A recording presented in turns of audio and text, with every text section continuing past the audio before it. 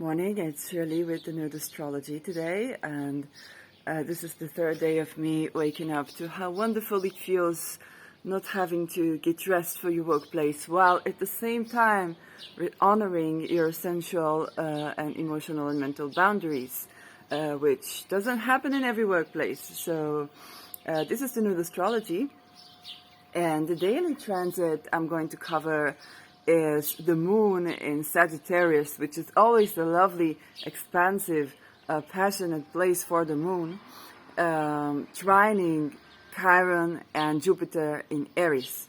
And again, I'm covering the trine aspects simply because, the trine and the sextile, simply because you need to be aware of these to bring the goodies. And you need to connect to them. And just by saying, just by noting this, I wake up to a beautiful morning.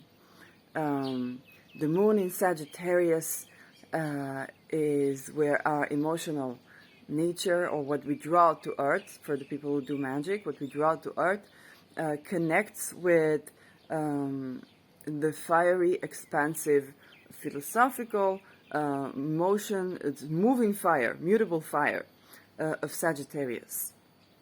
So it's a great day to shine in your Sagittarius house, wherever it is. It could be your relationships, it could be the job that you do, it could be what you're known for, your status, it can be your first house, and then, whatever practice that you do, however you show up today,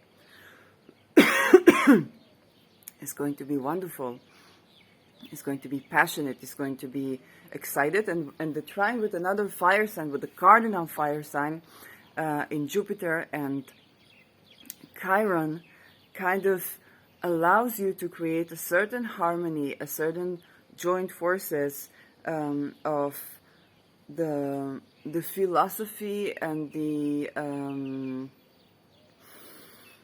higher purpose governing certain initiations in your life. That's Aries, and in innovation and initiation, perhaps in a competitive market, a blue ocean strategy is very much favored when it comes to Aries, because it's starting something new, and it can be creating, it can be like the merchant that goes to an island where nobody, everybody walks barefoot. And, there are two merchants, and one say, nobody wears shoes here. I don't know why you sent me here to buy, to sell, I don't know, hush puppies. And the other one says, oh my gosh, nobody has shoes here yet. It's going to be, a blast. So with the Jupiter in Aries, you got the second approach. Nobody wears shoes here yet. It's going to be a blast. And there's that level of optimism and excitement that, joined in with the moon, can bring an initiation that is in alignment with your higher philosophical values. And look, I didn't even notice that. I woke up and say, oh, what a wonderful thing is to wake up to work where I don't have to get dressed up. Yeah, I don't have to put on a mask or put on makeup that I don't necessarily feel like wearing today.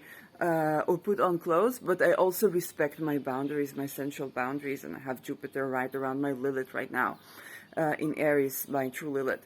So that's really like, just, and it's a small transit. It's just a couple of hours, and you want to catch this transit, and you want to do something, show up in a certain way. You want to take advantage, take action, and Chiron and Jupiter in Aries favor taking action, and Chiron, is about, again, the wounding around initiation. It's about something that you've been trying to do. And look at the mountains here. Oh my, the mountains, and yeah, the view. I didn't want to miss the view. So Chiron is about a certain wounding that you had around your Aries house. And again, we're talking about innovation, initiation. And remember, the necessity is the mother of inventions. So what you do today can address your wound around initiation, around innovation, around maybe times where you were trying to be innovative, but you didn't take everything into account, or you were trying to be innovative, but you had a lot of baggage.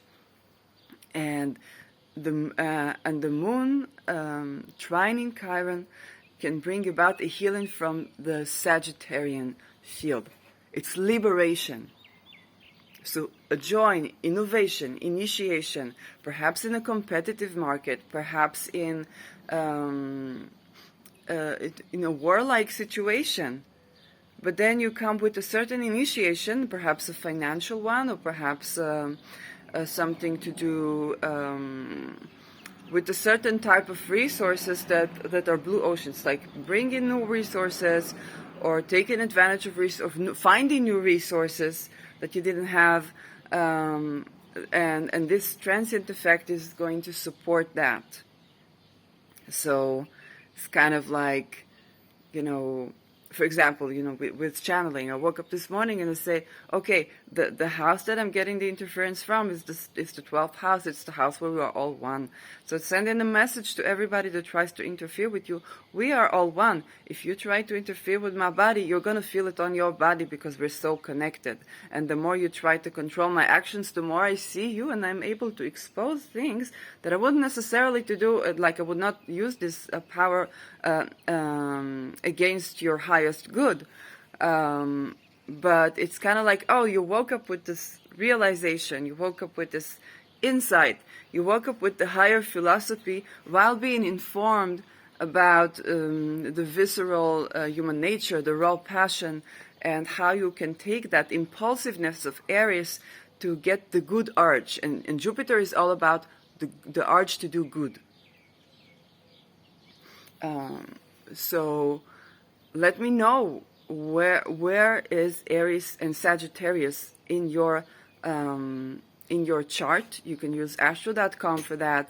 You can use astrosig.com for that, and I can reply to you with the one-liner about what you can do with this transit.